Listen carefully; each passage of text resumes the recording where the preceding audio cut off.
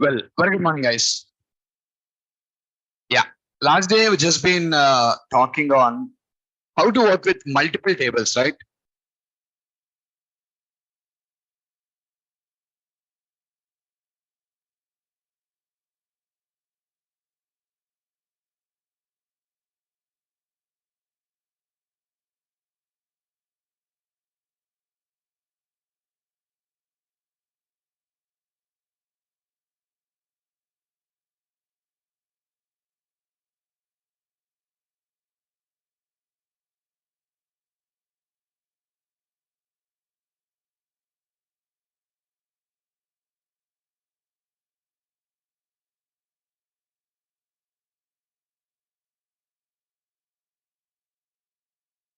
Okay.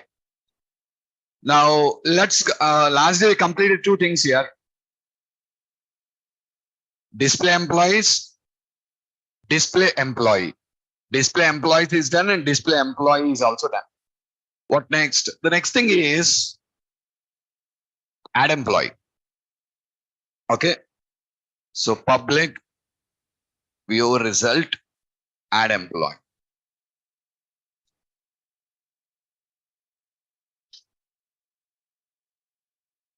Return view, public redirect to route result, add employee, EMP, DEPT, EMP. And remember, we don't have a selected file. We don't have an image selection here. Okay, so that's we no need posted file base. Okay, so have a look, add employee, return view. Now I want to open a view. When you want to open a view for this add employee, what view do you want to open? A blank view? Yes or not? That's why when you call add employee, in the previous examples also notice, we don't pass any model for it. We don't pass any model. But for edit employee, we pass a model. Why? Edit employee should not be blank. Edit employee should come with data. And when you talk about add employee should come without any data, correct or not? But here for add employee, I need to pass a model. But here for add employee, I need to pass a model. The reason is, in the add employee, what fields do you want? Employee ID not required because auto generation is there. Name, job, salary, department ID. We want the department ID. And talking about the department ID, remember, what should be the department ID? The department ID, can the user enter any department ID? Yeah?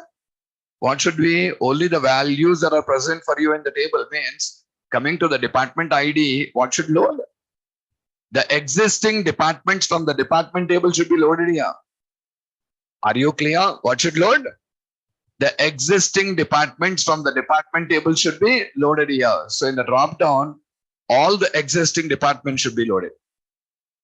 Are you clear what I said? Now have a look. Here I'm going to create the instance of the EMP DEPT. EMP DEPT, EMP is equals to new EMP DEPT. I want to pass this EMP now.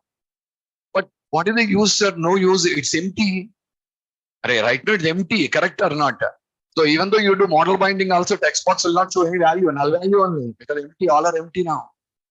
Okay, but see, last day in this, we defined one property called as departments. Do you remember? We did not do any assignment for this. This is null. We did not do any assignment for this. This is null. Okay, so for this particular departments, what do you need to assign? I just want to assign a list of departments here. I want to assign a list of departments. Okay, let me do one thing. Let me go to the DAL class. And here in the DAL class, I'm adding a method. What is the method? Get departments. Any name, guys. Get departments. The method has to get the departments now. Okay. And the return type of the method I want is a list of select list item.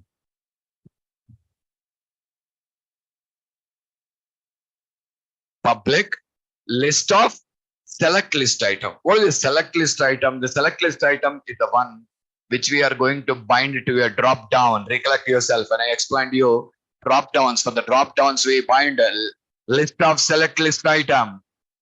So the return type of the method is a list of select list item. So what to do? Create a instance now. You need to create an instance. Instance of which class? Array, here we are writing list of EMP DEPT. What are you doing, guys? Array, you are creating a instance of the EMP DEPT and adding to the list. How many records are present in the table? That many. Here also, how many items should I add? How many departments are present? That many number of departments. So where departments is equals to from D in DC dot departments, DC dot departments, select new of. I want two attributes from this. What are the two attributes? Department ID and the department name. These two are enough. Location is not required for me. What I require? ID and name. Understood? Now, this is going to give you a list of all the departments, a table, okay? For each varied in departments, for each varied in departments, okay? Now here, see what I'm doing. I'm creating the instance of this class. Which class? Select list item is equals to new select list item. The select list item basically takes a few attributes here. What are the attributes it takes? The text, value, selected, group, disabled. Remember, I explained you about all these particular things to you. Text refers to what is visible to user. Value refers to the ID, what should be saved in the database. Selected means if you want it to be a default selection.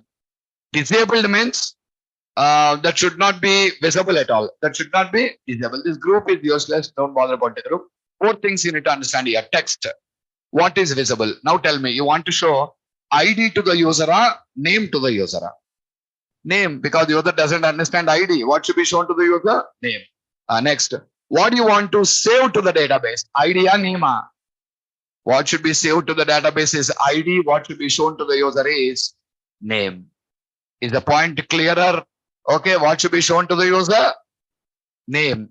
So when you come to the text, what is the text? Text is equals to, okay, D dot, it's confusing, just D dot, what do you want?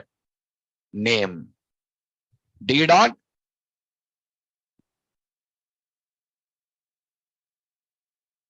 D name. What is the value? What is the value, sir? What do you want to store in the database? ID. What should be stored in the database is ID. What should be shown to user is name. For every name, there will be an ID. So it is the ID, D dot ID. So value is equals to D dot ID. Error coming, nothing. Value string here. So here you said DID. DID is integer. So simply say dot toast. You are creating an instance now. Now when the loop runs, every time a new instance is created, right? All this should be added to a list. So first declare a list. List of select list item. Okay. Items is equals to new list. Now come here. What you'll write? Items dot add. See, items is a list. Item is a list item here. So you're adding it to the items. Once the loop execution is completed, return items. 90% here, IntelliSense only will show you what code you are required to implement. 90% that only is going to show you all the code now. Okay. See the same code you implemented yesterday. See, here you declared a list of, and here you declared a list of select list item. And here you return a query to get the data from two tables. But here you return a query to get the data from one table. Okay. And here see for each record and records. For each, to be clear, for each department and departments. This will be much more apt here. For each department in departments.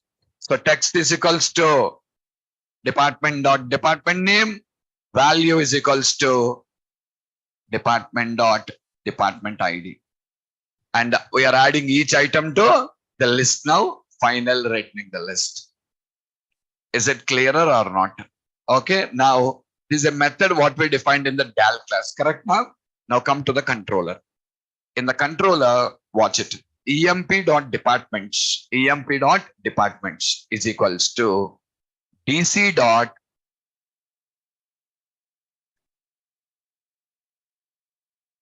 dal dot get departments.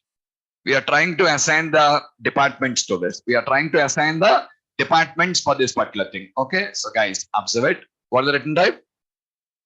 A list. What did you do? You created a list. Now you're picking one by one department and just trying to add it. Okay, just a minute. To get the departments, I written a query now. To get the departments, I written a query. Correct? Without writing this query, you want all the records. If you want all the records, you can directly say DC dot so that you can skip the query. DC dot departments will give you a table of all the departments now. Understood? When to write a query? When you want selected columns, when you want any clauses. No clauses now. What are we picking? All records. Because we are picking all the records, even though you don't write a query also, it works. If you write a query, what is that? We'll get only 2. But if I use DC dot departments, means I'll get all the 3. But what I'm using is only 2. Anyway, you can write it. You can just write a query and use departments here. Or without writing a query, you can simply say DC dot departments also. No problem. Understood? Okay. So this is what. So totally now this is the extra method. Because get employees we know, get employee also we know. What is the new method? Get departments. We have written a new method called get departments. And this particular get departments is going to load the departments data from that location. Is it clear?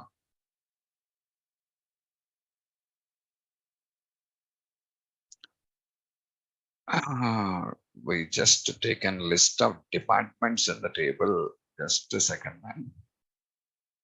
Yeah, actually we made a mistake here.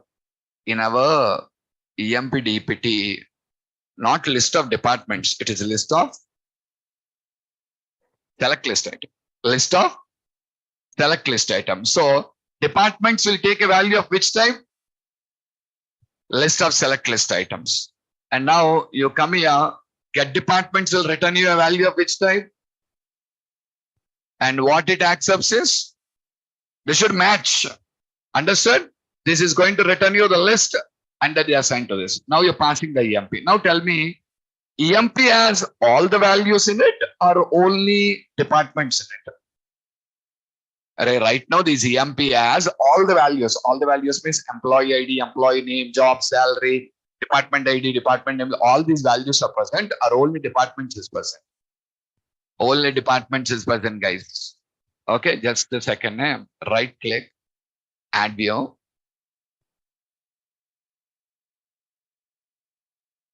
Go for empty. For the model, EMP DPT, click add button.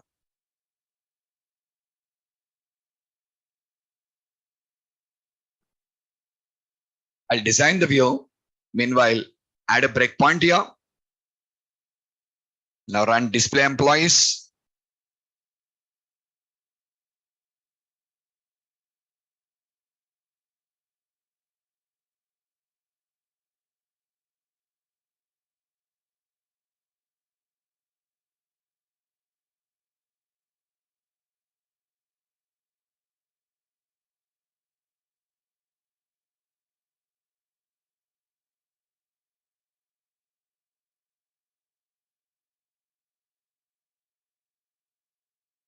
See there, add new employee. What is happening? It is creating you an empty object, no parameters constructor. So empty object. So EMP doesn't have any value anywhere. Check. EMP doesn't have any value at all. Everything is, see there, no values. All are initialized with the default values. But in this, I don't want ID, I don't want name, I don't want employee ID, I don't want all these values. Why you don't want? Because in insert, I want an empty view. What I want? Empty view. What I want is only a empty view. So what I want is only louder. So I'm calling the method. Which method? Get departments. What will the get departments do? Get departments will get all the departments. 4 departments are there now. One by one created, added to list. See, second time, second item added. Third time, third item added. Fourth time, fourth item added. And there are any more items? No, came out. Now you see, these items contain all the 4 items in it. Every item has value 10, text is marketing, selected as a default value, group as default value, disabled as default value. That's why I said you assigning them is not mandatory for me. They're only optional. What is mandatory here? Text and value are important. So now this is going to return you this one, and that is assigned to departments. Watch the difference now. All these are null. You have value only for departments. All the 4 departments you can see here. When you click on the view button, that should show you all the things. Why do I need this? I need this to display in my drop down. Understood my point or not? Sir, there is no drop down, nothing to show. Then writing this code is waste. Simply enough. That only we done in the previous 2 examples. Because in the previous 2 examples, for insert, we don't have any drop down to fill. All are empty text boxes. But here they are not empty. All are empty only, but except department. A department should have a drop down there. For that reason, I just using this code. Now, did you understand why did I define this extra property in the code now? All these values are filled from both the 2 tables. But this is going to fill only the values of department, not for any other table, not for any other table. Okay. Now come to employee controller. Yeah, add view. The view is added. Come on, let's design the view. Designing of the view is as same as earlier. What I need to explain is only about how to design the drop down. Okay, I'll tell you. Display and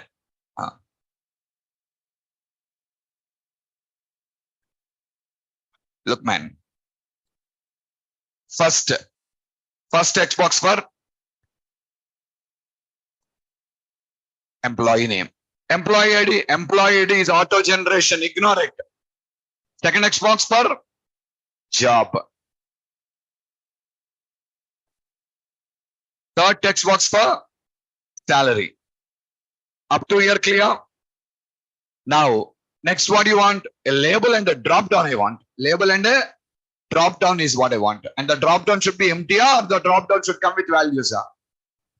Values, correct? And that the drop down should be bounded to which property of the which property? Say, employee number text box you bound with employee name. Job text box you bound with job. Salary text box you bound with salary. And the drop down should be bound with department ID. Understand? Binding is different, loading is different. Loading should be done by binding should be done to what the bindings are. If I select a value, the value should go to which property? The value should go to department ID. And loading should be done from the departments. Is it clear? Okay. Observe this. This is a label. This is a label showing what? I'm telling D name. A drop down list. Bound to what? Watch it. Drop down is bound to department ID. But where to get the values from? Models.department. What is model? Model is nothing but your department. And from the departments, it should get you. And what is this? Default value. Means initially what the drop down has to show you. The drop down has to show you select department. Did you understand me? 3 attributes here. First attribute. To which property the binding should be done. Second attribute. from where the values has to be loaded. Open the mouth. From where and this one, what should be the default value? What should be the default value? And these are the two buttons you have. Come on, let us.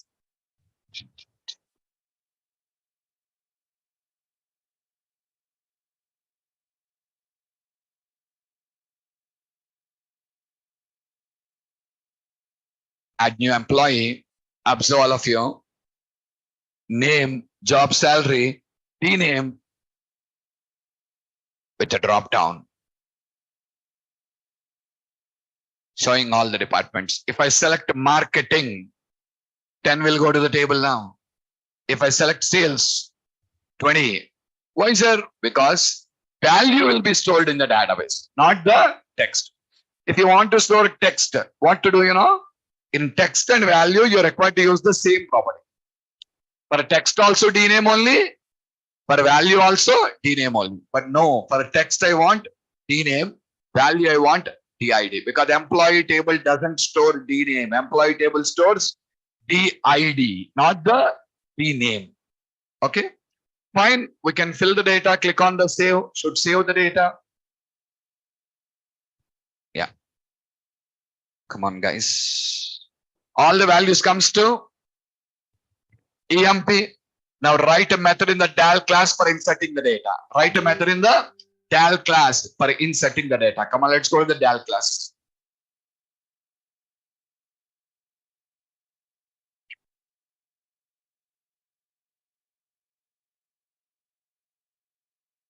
Public void insert employee. Public void insert employee. What am I passing? EMPD, EPT, EMP. Okay. Now what happens? From the controller, we will call that method now. What is the method? Del dot insert employee. Pass what? EMP. And then return redirect to action, redirect to action where display employees. Okay. If you observe this, once I fill in all the values comes into EMPD, EPT.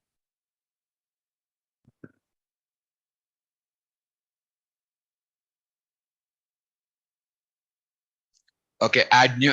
Oh, I did not write post on the top. HTTP post.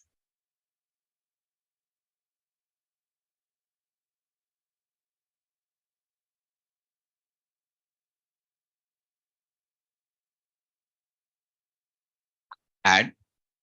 Come on, let's fill the values. Okay. So Suresh, manager, some 50,000. Now department is sales. Department is sales. Click on the save. When you click on the save, the values are loaded to EMP, right? But see, guys, all values will not come here. Employee ID. See, departments is null. Departments is null. Departments is not coming. No need also.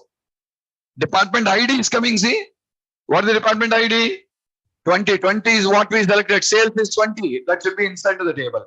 Name not required. Why? You're inserting value into employee table or department table. Louder, open the mouth. I'm telling you. Employee table. Employee table. What are the attributes of the employee? ID. ID is auto generation. Ignore it. Next. Name. Job. Salary. Department ID. Are the 4 are present or not? That only we want. We don't want location here. We don't want department name here. We don't want department name here. We don't want location here because I am not inserting anything into department table. What I need is only employee name, job, salary, department ID. Okay, employee ID is auto generation. Status is having default value. Status has the default value. Okay. Otherwise, if status doesn't have a default value also, no problem. What is it default value? It should be true. Only for insert the value should be true. Okay. So watch all of you. These are the all this. And this refers to which class, man? But EMPDEPT is only for our view designing. That's all. This won't talk with the database. Why, sir? EMPDEPT is our class. Yeah, is the class defined by us.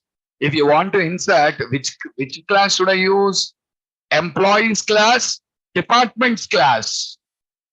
Got it? If I want to work with employee, I should work with employees class. If you want to work with the department class, not EMPDEPT. Then why you designed this EMPDEPT? Because two models cannot be bound with a few. We just made one conjunction class combining both the two things now. And this is only for application development only. This is not capable to talk with a database. So what will you do then? Okay, watch. Now, all these values here, all these particular values here will come to this EMP now, right? When you call the method, all the values will come here. What you do here is simple. Create the instance of employee. Employee obj is equals to new employee. And here, start initializing the attributes. Now, which attribute you want? Employee name. See here, when you're talking to employee, all the attributes are not coming here. What is coming? D-name and location are not there here now. Okay. So employee name. What is the employee name? Employee name is equals to emp dot ename. Job is equals to emp dot job. Next, salary is equals to emp dot salary.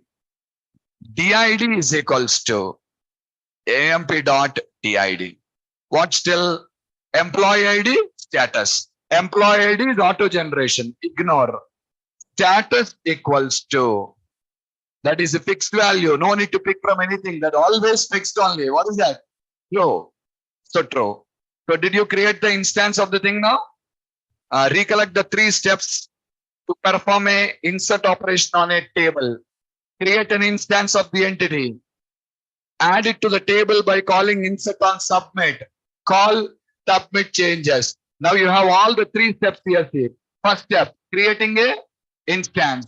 Second step, tc dot employees dot what to insert? obj tc dot submit changes. That's all. These are the 3 steps to insert. I already said you. And this is going to add you the record. Now you see, earlier, this instance is created in the controller and came to the Dell. What in the previous example. But here, you can see all 3 steps what I said here. Step 1 is create the instance of the entity class to which you want to insert the record and initialize the attributes. First line. Second line, call insert on submit method on the insert on submit method on the table. On the table, your table is employees. Every minute I should remind you, I read here. Third step, call the submit changes method on the data context, not on the table. You learned SQL now. You insert a record in the table, but you commit it on the database. You don't commit a table. You write commit EMP. Yeah?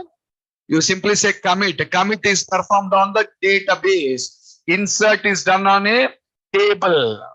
Understood? So that's why this method should be called on table. This method should be called on database. Data context is your connection referring to the database now. So now this will save you the data to the database. So come on, let's see whether these changes are going to become permanent now or not.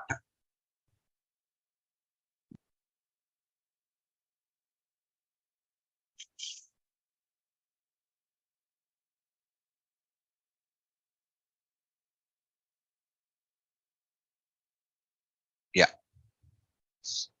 Oh, sorry. I clicked off on the insert button. Empty values will go now. Employee, display employees, add, select a name, enter the name, job, salary, Okay. Now select a department, sales department, click on the save button. Now it is going to the insert. See there, creating the object of the employee. All of you watch. ID. Employee ID is not required. Name, job, salary, status. So you have all the required values or not. What is not required? Because it has a auto generation. It has a auto generation.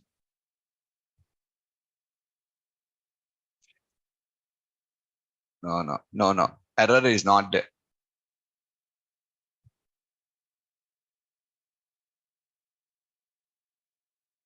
Employee ID is non-nullable, it is telling. Employee ID is non-nullable.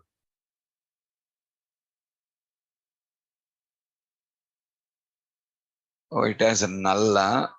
So when it has a 0, no need a.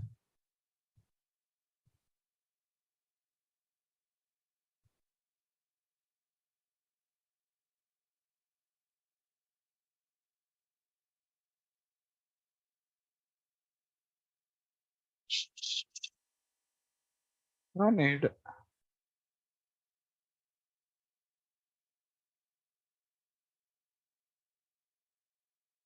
We had a primary key on the table now.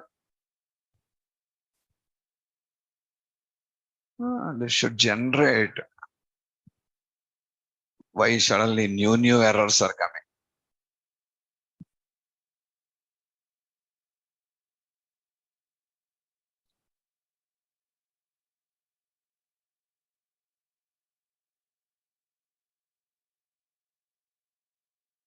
Oh, inserted. Where we got the error? Oh, here. Sorry, guys, you're right. Display employees. I call display employee. You are right. I'm wrong. I call display employee. Display employee requires a employee ID. That's why we got the error. That's why 104. I don't require to enter that value because the auto generation. Auto generation can be left. If I don't send also default 0 will come. So it's not null. Okay. So add employee. Something. Manager will enter a salary. Department is accounting. Click on the save. Okay. So we've just been able to perform the insert operation. Already we tested view in the last class. We will display the data. What next? When you click edit, what should happen? Should launch you a view for updating the record. Correct, na? Come on. Public view result, edit employee, int employee ID. Okay. Now what? EMP DEPT EMP is equals to dal dot get employee. See the difference between insert and update, guys. For insert, you will create an instance. It is empty. So that's why text boxes will be also empty. But here we are creating an instance. No, we are calling this method. Which method? Now this is empty. It's not empty. Will come with the data. Will come with data. That's why text boxes won't be empty. Text boxes will come with values now. Got the point? Here also we need this. What we need this dal dot. No, sorry. EMP dot departments is equals to dal dot this method get departments. Return view EMP. So what is the difference between that one and this one? I'll show you. Just let me debug and show you. What to select? Empty. EMP debug. Okay, I'll design it. Ignore. We'll design that one. Come here. Close unnecessary classes. Put a breakpoint. Run.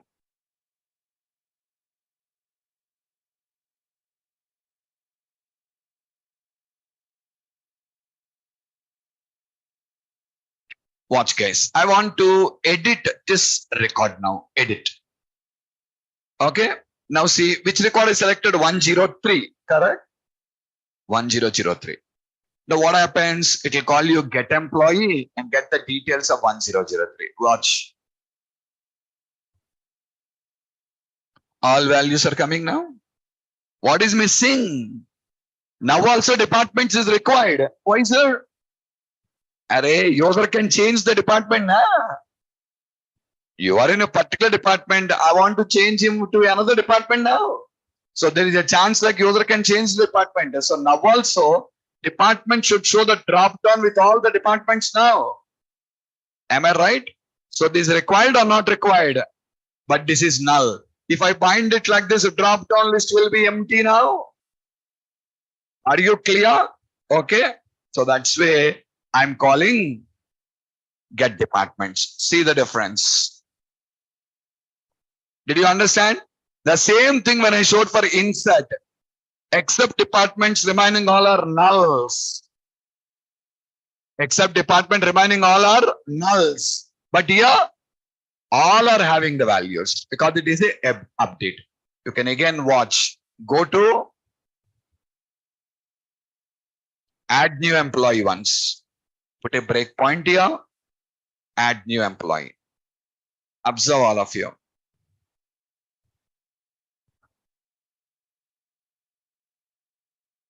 All are empty. Either zeros or nulls. Got my point? Except departments. But in edit, all are having value because we are editing an existing record. Point clear? Okay. So let me complete the things. Let us create the view now. Okay. Right click. Add view. Oh, already created. Huh? Oh, okay. Thank you. Come here. Now this should be created same like add view only. But here employee ID should be shown with a read only text box. Coming to drop down, should I show the existing department of the employee or select the department?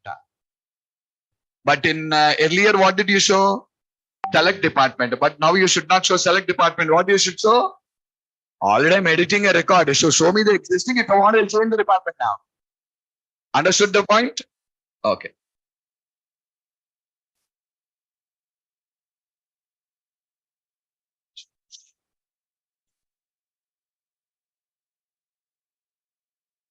Observe man. First.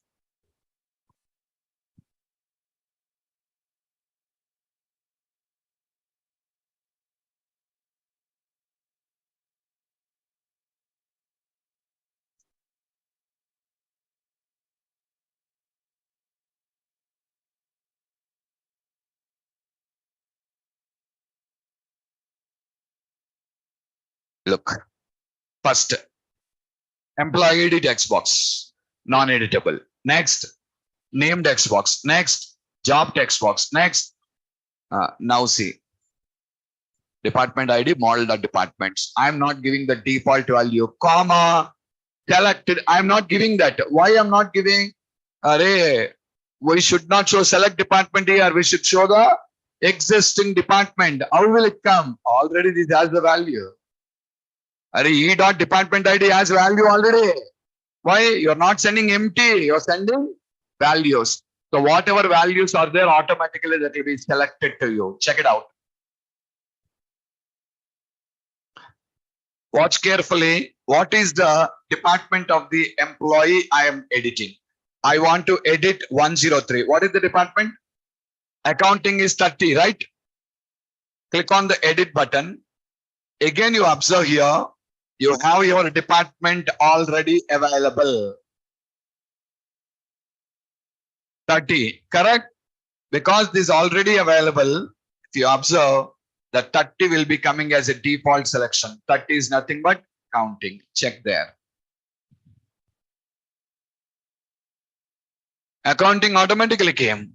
Why? That is our existing department of the user now. That cannot be modified. I want to change the salary to 19,000 and I want to click on the update, which should save the data. And cancel should bring me back to display. Okay. Well, we'll write the update method also. Come on, public redirect to route result update employee. What should I pass? EMP, DPT, EMP. Nothing to do. Simply return redirect to action display employees. And here we need to call a method that is defined in the DAL class. Shall we write the method now? Okay, come on guys. Public void update employee. What will you pass? To update, I said you 3 steps, remember? First step, create a reference. Reference of employee. Employee obj is equals to dc dot employees dot any method you can call, single or default, first or default, anything you like, right? E lambda expression. E dot why E name here? ID. You'll identify by name, huh? Identify by ID. That is the primary key column. Okay. Now look at the insert code and update code. See the first line difference from there and here. There you are creating a instance. Here you are creating a reference. Instance, a new record. That is why you are assigning all the values on the line D. Here is the reference. No need to assign the values. Why? The values will load from the database. What values will load? Old values or new values? Old values. But where are the new values? EMP. What did I say? Overwrite the old values with new values. All values should be overwritten with the new value. What should I override? Obj dot name is equals to emp dot ename. Obj dot job salary. Obj dot department ID. Can the user modify employee ID? No. Then leave the old value as it is. Can the user modify the status? No. Then leave the old value as it is. No need to touch these 2 things. What to? Employee ID, because I'm not giving an option to modify them at all. So old values are the same thing what I want to in the table. So first step, create a reference. Second step, assign or override all the old values with new values. Last step, compare, insert and update. Here you have a perfect what I said you in the notes. Steps to insert, steps to update, steps to delete. You have perfectly now in this example. Steps to insert, create an instance and initialize the attributes. Step 2, call insert and submit on the table. Call submit changes on the data context. Steps to update, create a reference. And to create this reference, I said you 4 options to you. What are the 4? Single or default. First or default. I said you can call any of the 4 methods you like. Second step, override all the old values with. Last step, call the submit changes, which is going to save the changes to the database, which will commit the changes to the database in this context. Are you guys clearer or not? Okay, so we are done. So if you want, we can, are we in a breakpoint there? Call the method dal dot update employee, pass the EMP, put a breakpoint, run.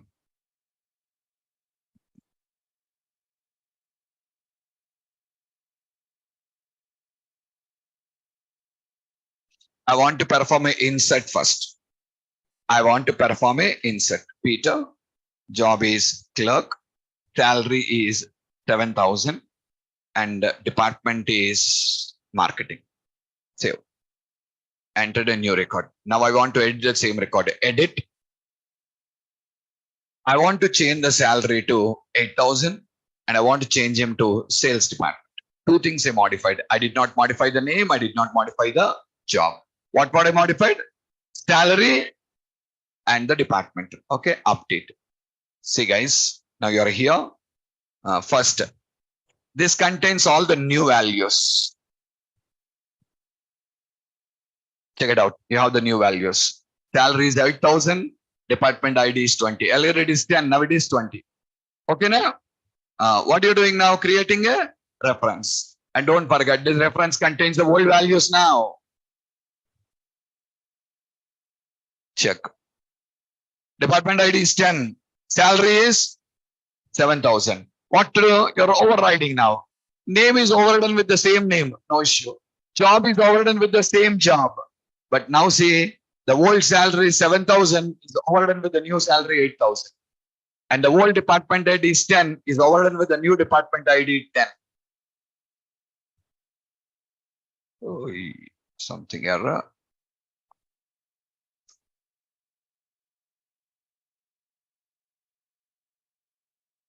Foreign key violation. Did I assign a wrong thing? OBG department ID, EMP dot department ID. Then why primary key violation?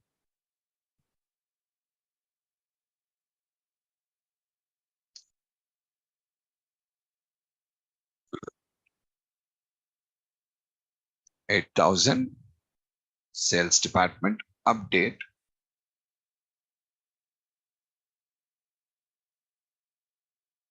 Order value 10, 20. Why error came earlier? Don't know. No error here. Why it came? Why? What happened? I don't know. Okay, you can see now it's 28,000. Modified. Are you clear? So you're able to modify the values and it is 8,020 now. Lastly, I want to delete. So when I click on the delete, that record should be deleted. Only changing the status. I think I created a view. No, I did not. Okay, leave it. I did not create any view. Come on, come to controller. Public redirect to route result, delete employee. What should I pass? Employee ID.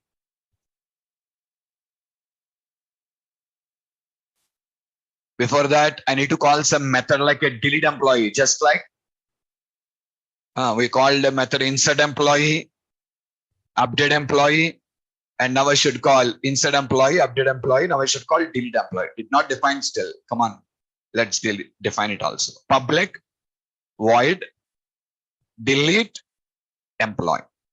And for delete employee, what is the parameter? And remember, for delete, what is the first step? Create a reference. Now also reference only. Employee obj is equals to dc dot employees dot. I will call only first C now. No props. All will work. Default, single will work, first will work, everything will work. E lambda expression. E dot employee ID is equals to employee ID. Here we have EMP. So that's why I picked employee ID. But here what we have? Directly ID only present now. So directly use it. What is the second step? Call delete on submit. But we don't want a permanent deletion. If not a permanent deletion, obj dot status equals to false and dc dot submit changes. That's all. There also update only, here also update only. There you update those 4 columns. Here you update only 1 column. Which column? But in both the two things, the key to update is employee ID. Here also employed is the key. Here also employed is the key. But here update is performed only on these 4 columns. But here update is performed on the status column. Now come back to controller. Call the method tal dot delete employee and pass the employee ID. Pass the employee ID. That's it. Come on, we'll put a breakpoint here. Run.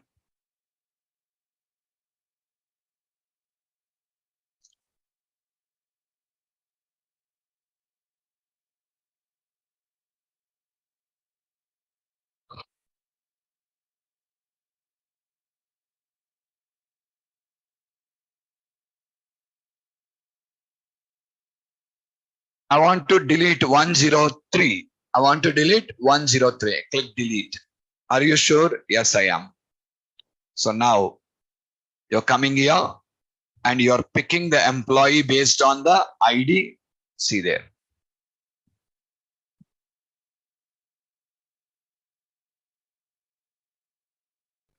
All the values. And what is the status? Louder, yeah. Changing this to false, saving the changes. That record is not visible. But is it present in the table? Yes, it is, with the status as 0. Are you clear? Okay, that's how you deal.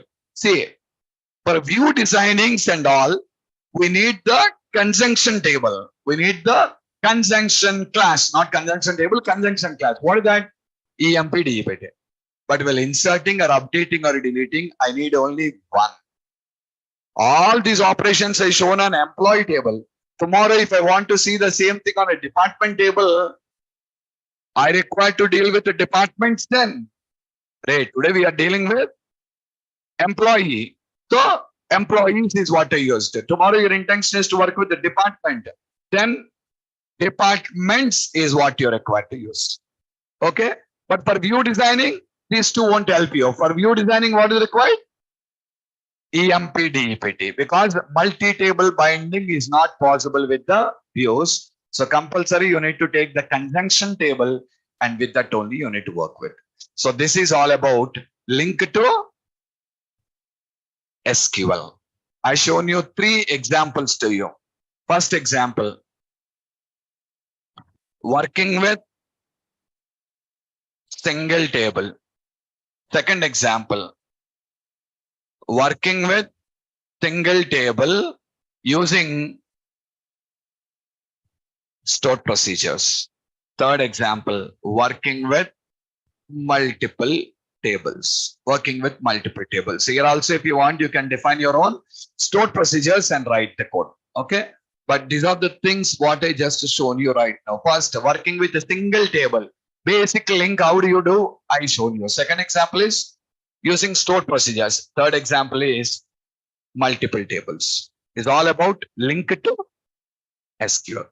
See, while working with multiple tables, model binding is done with the class we have defined representing the 2 tables, that is EMP. Whereas while performing insert, update, and delete operations, we'll be working with the original model class only. What is that? Employee department. Wrong here. Employees department. Are you clear? So we need to work with the model class I said. Model class means employee and department only. Don't correct. Okay. Table means employees, departments. Understood all of you? Yeah. This is linked to SQL. Actually, in .NET 3.5 architecture, Microsoft introduced us link to SQL.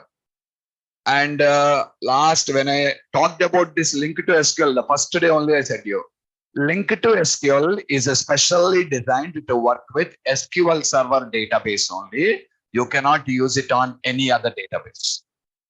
What is the beauty of this? Means pure object-oriented, guys. We did not write any insert, update, delete statements. We are working with properties, instances, references, methods. All this is pure object-oriented coding.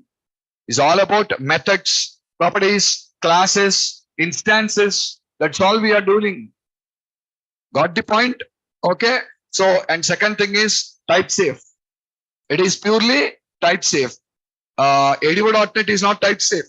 In ADV.NET, all values will come to you as objects. But here, when every time I put my mouse on the object and shown you employee ID, integer, employee name, string, clearly showing you the types also there. Check it out. When you are working, it will clearly tell you it is a type safe programming. Type safe programming, object-oriented programming, debugging possibility. All these things are available to you. So that's the reason why it became a very big success.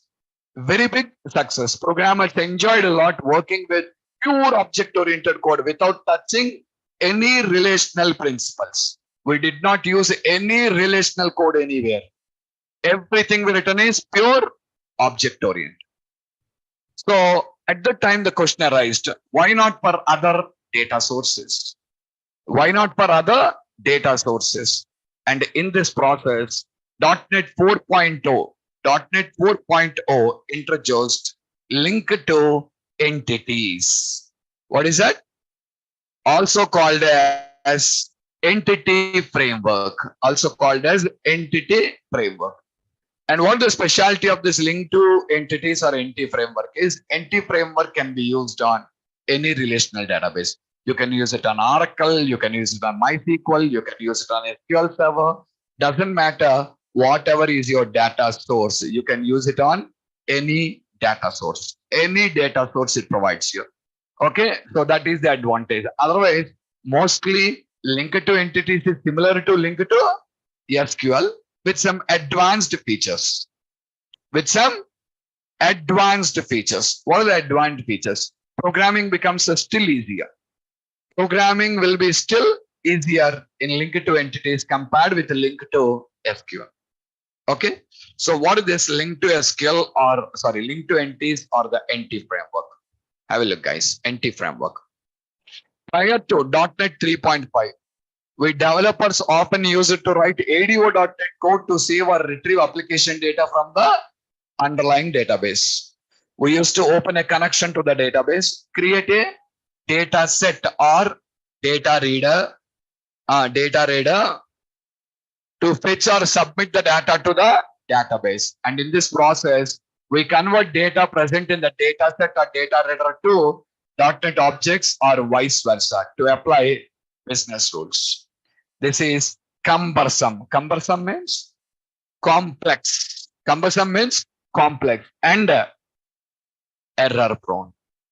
Microsoft has provided a framework called Entity Framework to automate all these database related activities for our application. It has introduced your Entity Framework to make all these things easier. Okay. Entity Framework is an open source. Already explained you what is ORM. ORM means Object Relational Mapping for .NET applications supported by Microsoft. It enables developers to work with the data using objects of domain-specific classes without focusing on the underlying database or tables or columns where the data is stored. What is it telling you? Don't work with the tables or columns or something. Work with classes. You're pure object-oriented. You're working with the classes. Okay? With Entity Framework, developers can work at a higher level of abstraction when they deal with data and can create and maintain data-oriented application with less code compared with traditional applications. Entity Framework is a object relational mapper. I said you two things, remember? Object relational mapping, object relational mapper. Object relational mapping is a process converting relational to object oriented. Object relational mapper is a tool which does the conversion. Entity Framework is an object relational mapper that enables .NET developers to work with the database using. It eliminates the need for most of the data access code that developers usually need to write. What is it telling you? No need data access code at all. Means DAL won't be present at all going forward. Means we used to write the DAL class. If I don't have DAL class, procedures should be used. And then procedures I should write. Either I should write procedure or either I should write no DAL class, nothing. Point clear what I said here? No DAL class, no procedure. If you want, you can use procedures. But still, if you don't procedures also, if you don't use procedures also, no data access logic. DAL code is completely eliminated. Okay, see this picture. This is your database and this is your UI. And here is your business layer. Here is your data layer. And your data layer is completely implemented by Entity Framework. This one you're skipping now. This complete layer is completely skipped out. You don't require to write this layer at all. Why? This layer is Entity Framework. What is this? Business entities and domain classes. Nothing but business entities or domain classes. Array, nothing here. Model classes here. Model classes. Domain classes means two things will come. Remember, going forward, domain classes. When you use the word domain classes or business entities, two things will come there. One, all your model classes plus context class. Both these two things are called as domain classes. Are you clear? What? All the model classes, context class. Today we are working with only two models. Tomorrow in the real time, you think you'll work with two models. Hundreds of models will be there. Understood? All these model classes plus context class is what we call as domain classes. We just call them as domain classes. So here you have the UI. The UI is going to use the domain classes and talk with the data layer. The data layer will talk with the database. As per the above figure, entity framework fits between business entities, means domain classes and the database. It saves data stored in the properties of business entities and retrieve data from database and converts into business entities. Can you describe me what the meaning of it? It saves data stored in the properties of. Array, you're assigning values to properties and the data is getting saved now. And retrieves data from database for converts into business entities. Means when you fetch, you're getting the data as a list of the appropriate model now. It is an employee, list of employee. It is a department, list of department. It is a student, list of student. Automatically, it is going to load you data. Guys, two entity frameworks are there.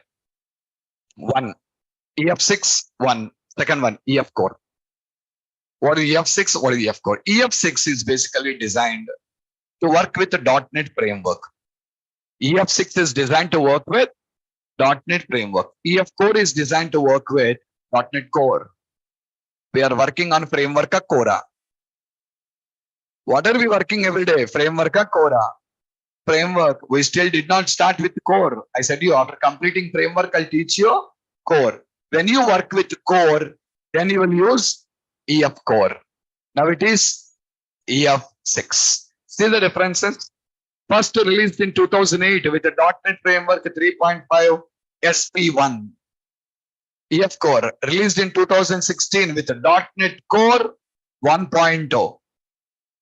Next, stable, feature rich. It is stable and also feature rich. Next, new and evolving. It is new and coming out with new features every day. Next, Windows only. This one, Windows, Linux, and Mac. OS X is nothing on Mac. Works on .NET Framework 3.5 and above. 3.5 and above. Works on .NET Framework 4.5 above and the .NET Core. You can use it on Framework 4.5 also as well as .NET Core. But best used with the .NET Core only. We don't use with the .NET Framework. Next. Both are open source.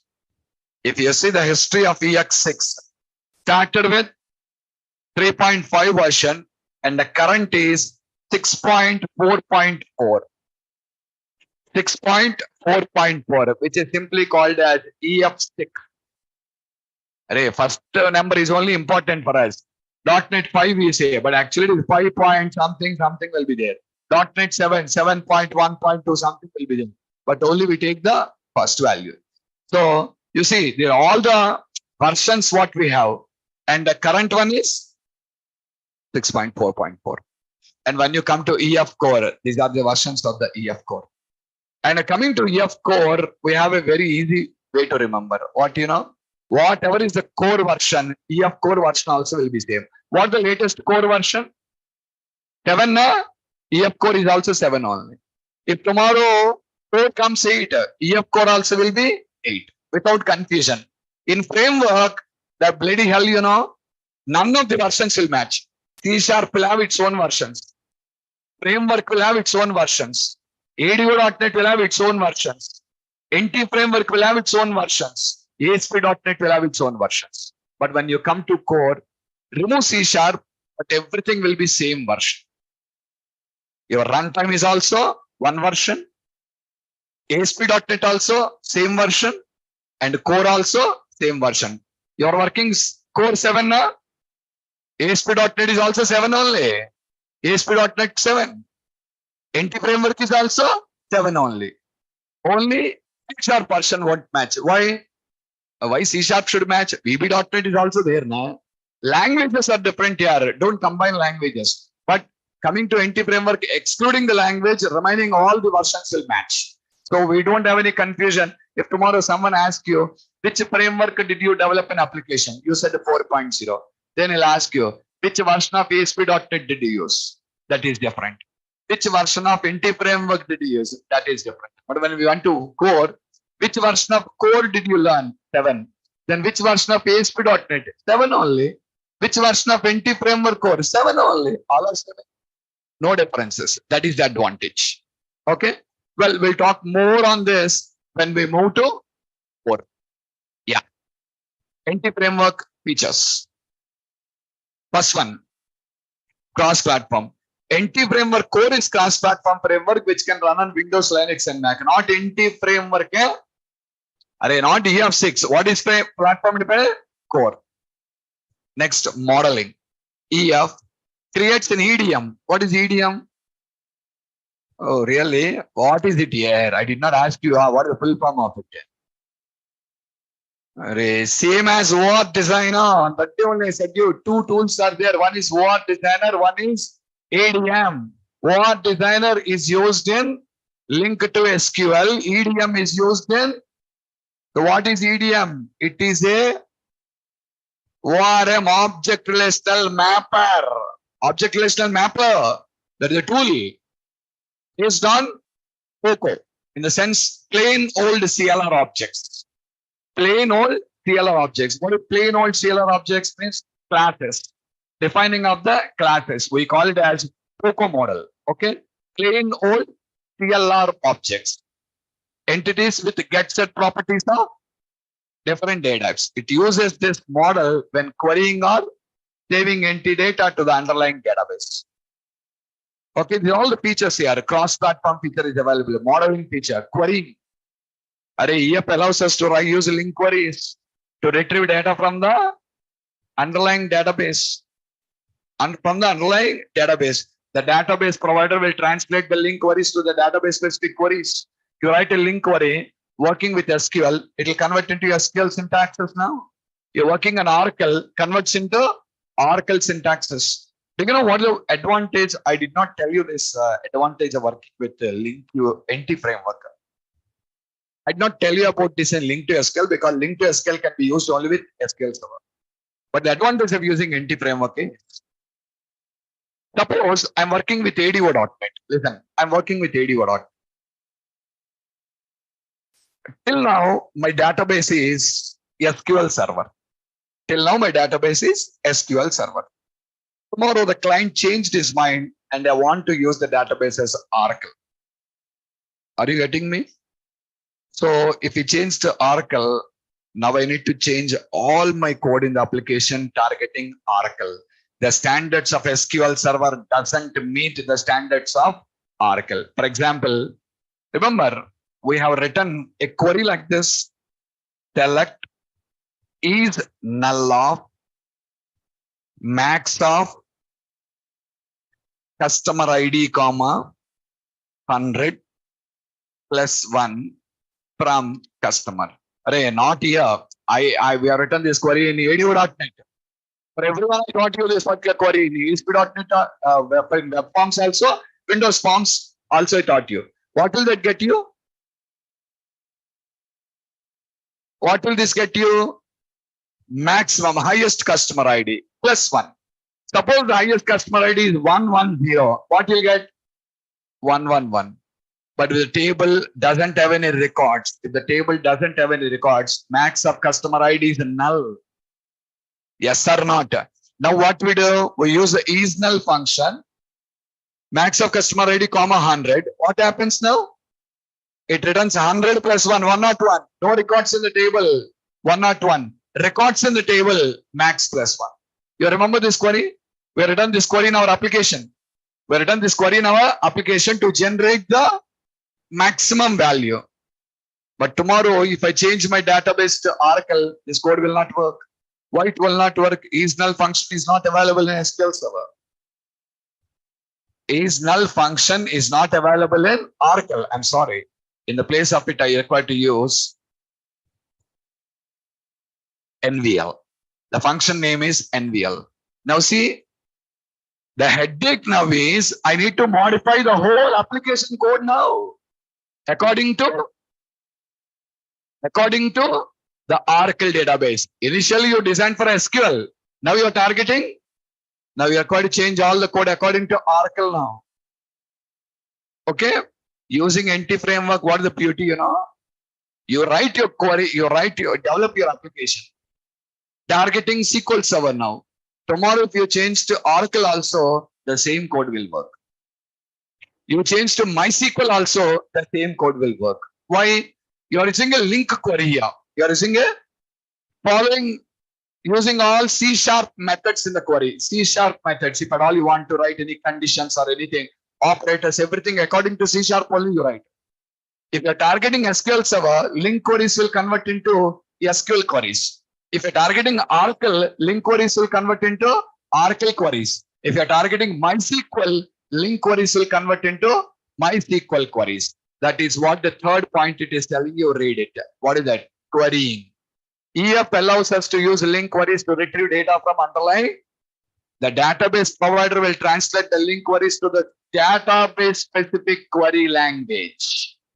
Example, SQL for the relational database. EF also allows us to execute raw SQL queries directly on the database. What is this? Suppose, for example, if you don't know how to write a link query somewhere, it's a very complex query. You did not understand how to write with link. But you know how to write the same query in SQL. Did you get my point? Directly, SQL queries also can be executed using link. Directly, SQL queries also can be executed using link. Without writing link queries, then you can write a SQL query and also execute. That facility is also available. We'll show you. Next, change tracking. EF keeps track of changes occur to the instance of your properties, which needs to be submitted to the. Basically, keep on updating all the changes that has to be saved. When you call save, all these changes will be going and saving to the database now. You assign values to properties. When you call save, all these changes are updated to database. It will keep track of all the changes. Next, saving.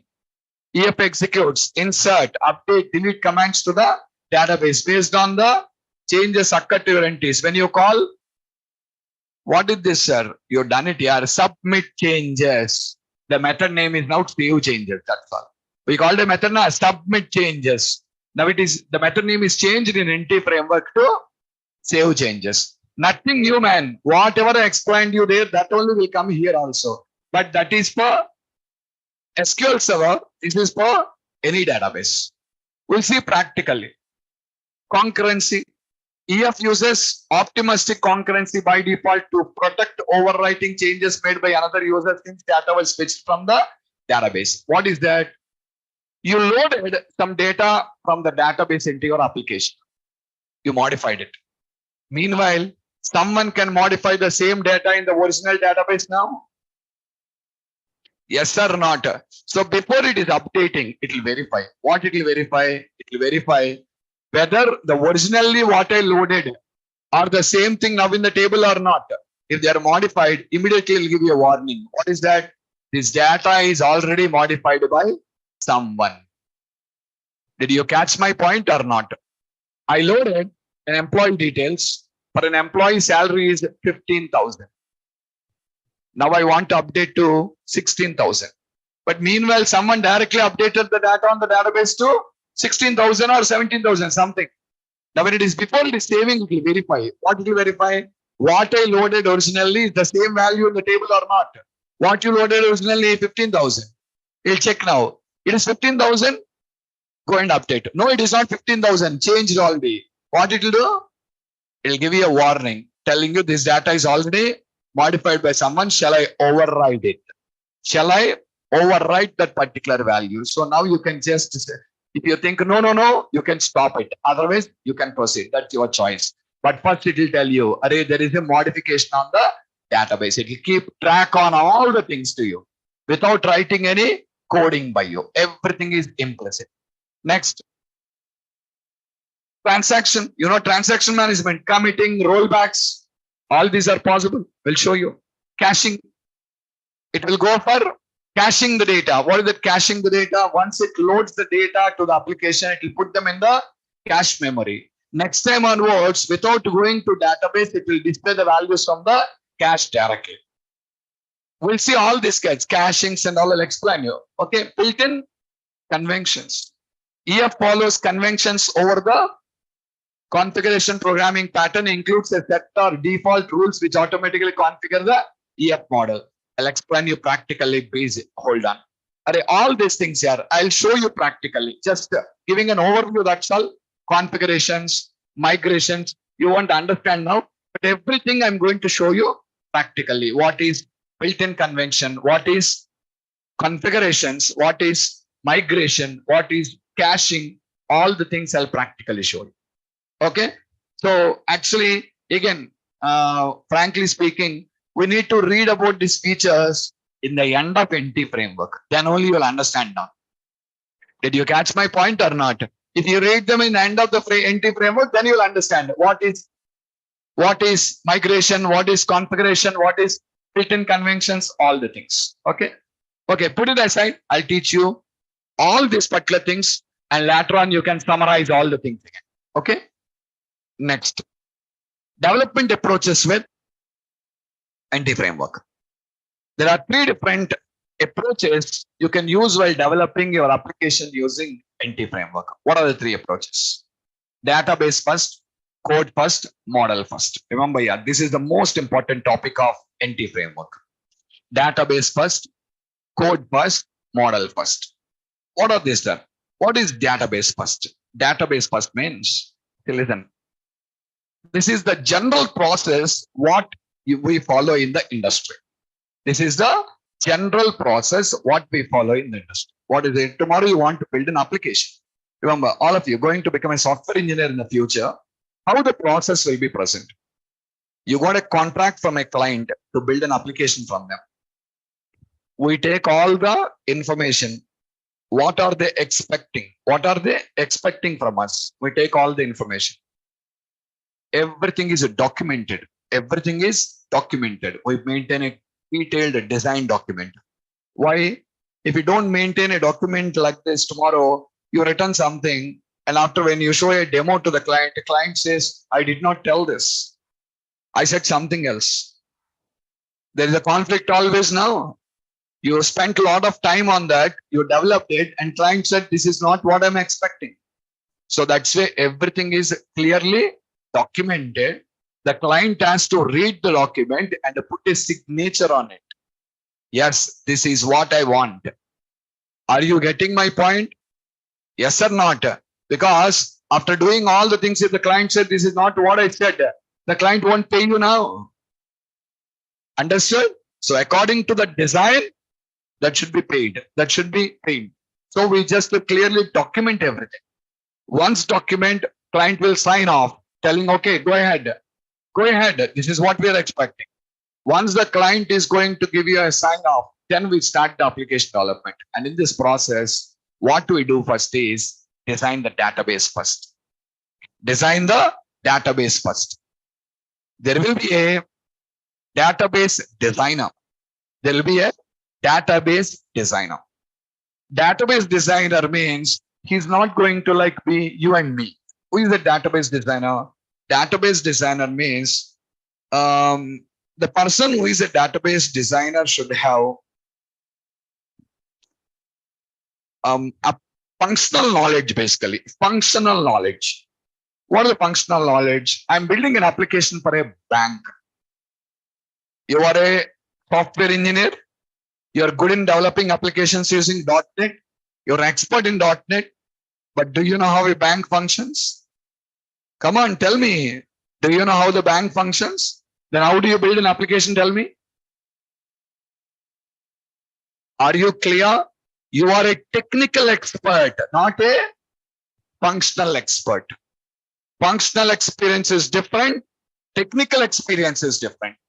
Functional experience means the person who knows on the functional flow, means he is known about how the bank functions.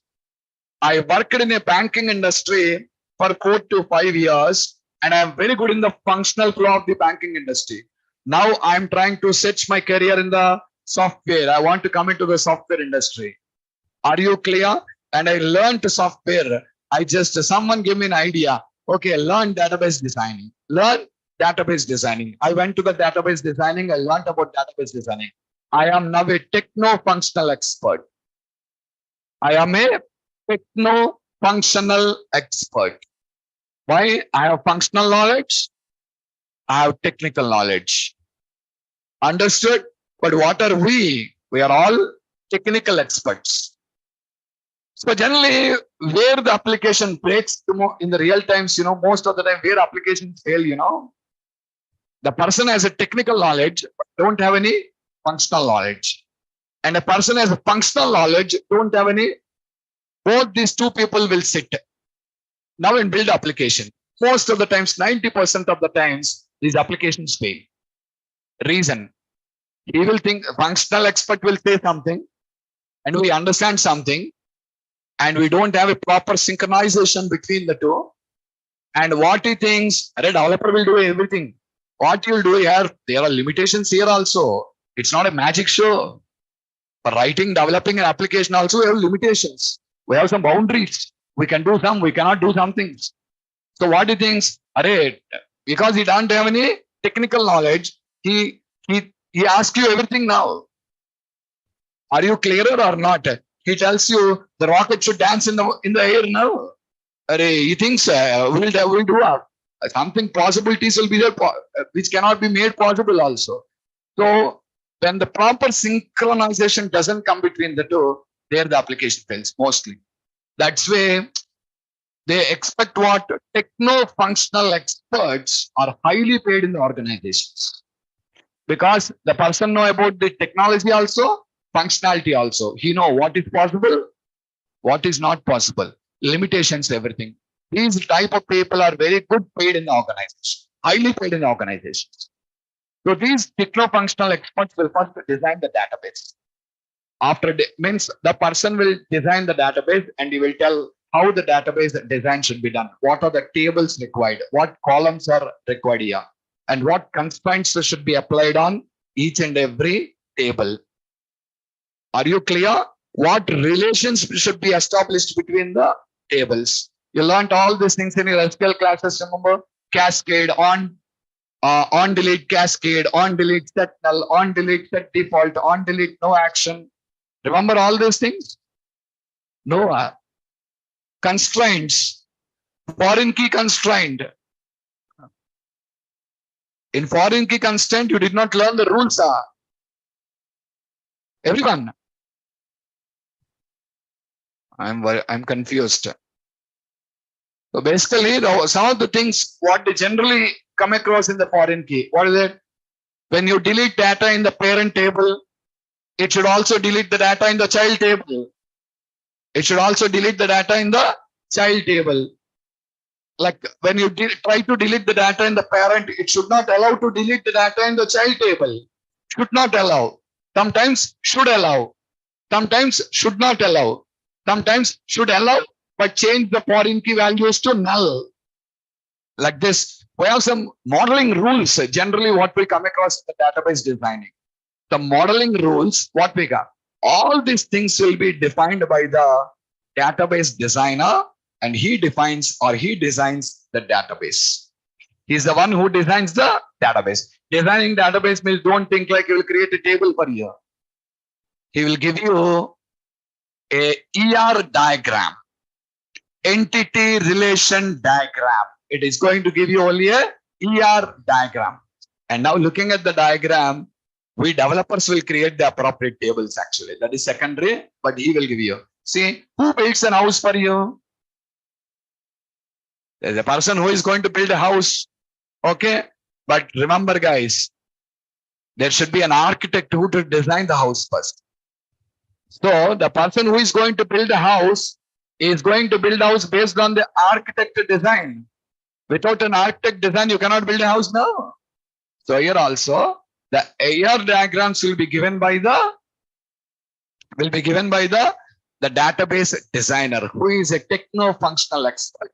Later on, following that, we put that before and we build the database now.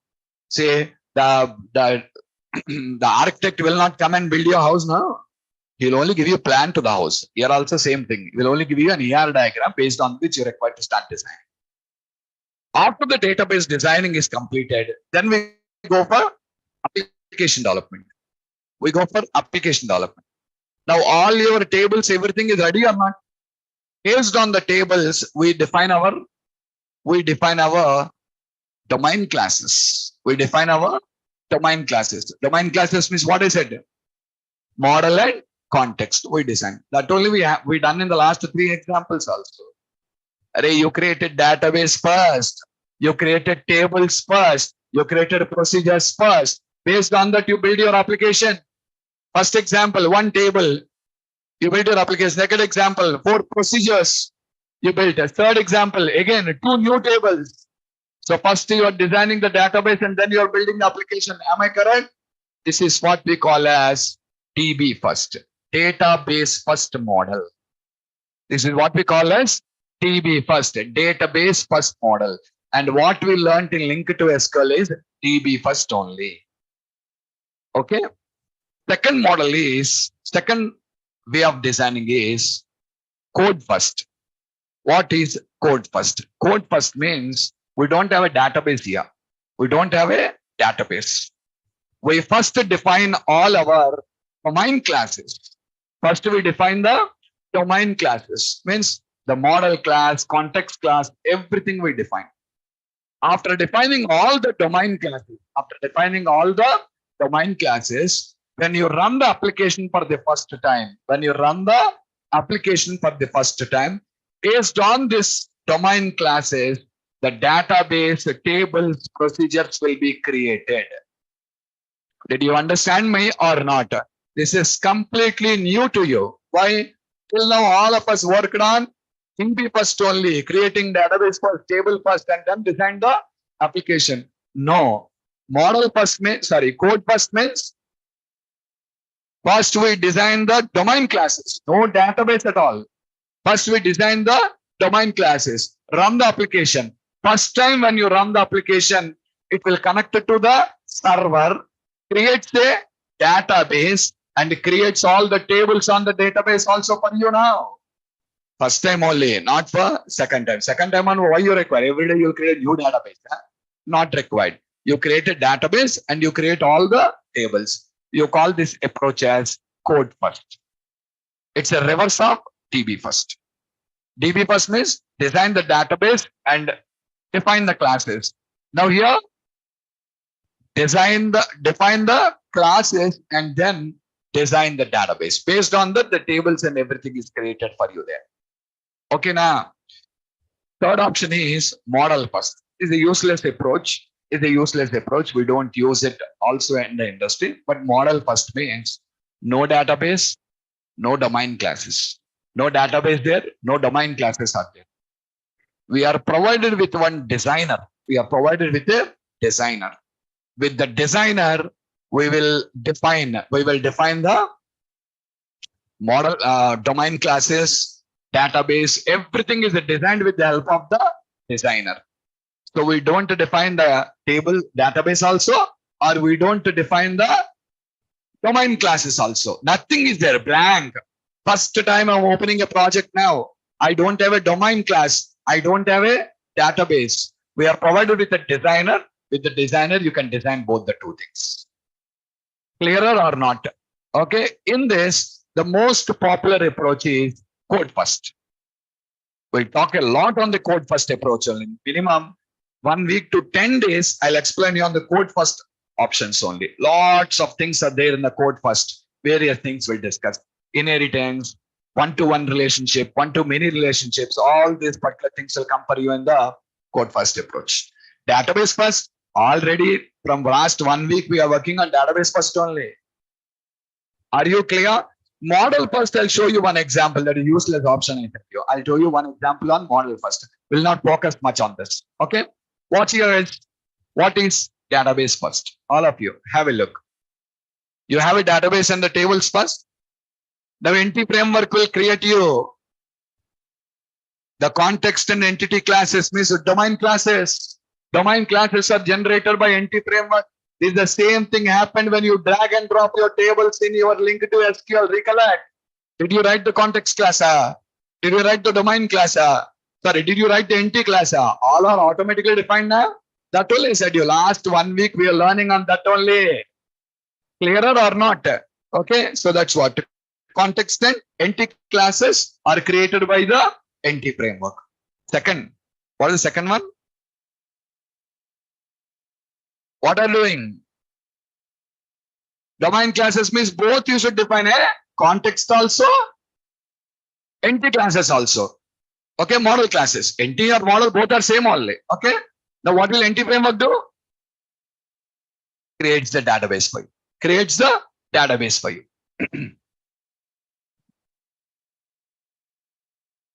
Nothing is there. Design a database model and viewer designer. What will NT framework will do? Generates the context and domain classes also. Everything will be done by NT framework. Just a designer is given. You tell, I want employee. In this, what properties you want? I want department. What properties you want? The NT framework will generate you classes and tables.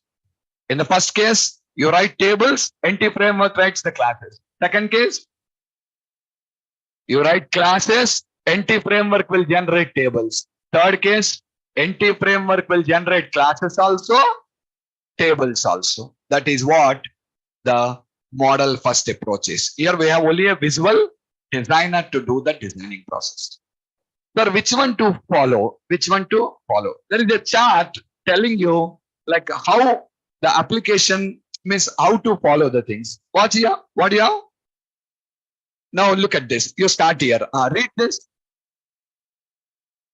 Already I have existing domain classes, guys. I have already existing domain classes. See under that, yes or no? Now what is the answer? Your question now. Already I have existing domain classes. Now the question is yes or no. Come on. If yes, then use code first. If no, that is a question.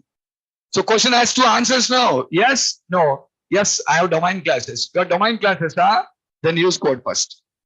No, I don't have domain classes. Then you don't come up to a conclusion. Wait, you don't have a domain class now. Then, do you have an existing database? Now the second question, you don't have domain classes now. Now I'm asking, do you have a database now? Yes, I have a database. Be careful, man. Yes, I have a database. If I have a database, come on, concentrate here. I have a database. Then what to go? Database first. Go with a database first. No. Don't come up to conclusions. Wait, I said to you. If yes, database first. No, I don't have a database. No domain classes. No database.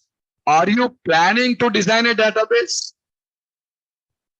Then again, DB first. Are you planning to define the domain classes? Code first. Otherwise, model first. See there. No. Do you prefer a visual designer for modeling? That is again a question. Yes, I prefer a visual designer. Then no.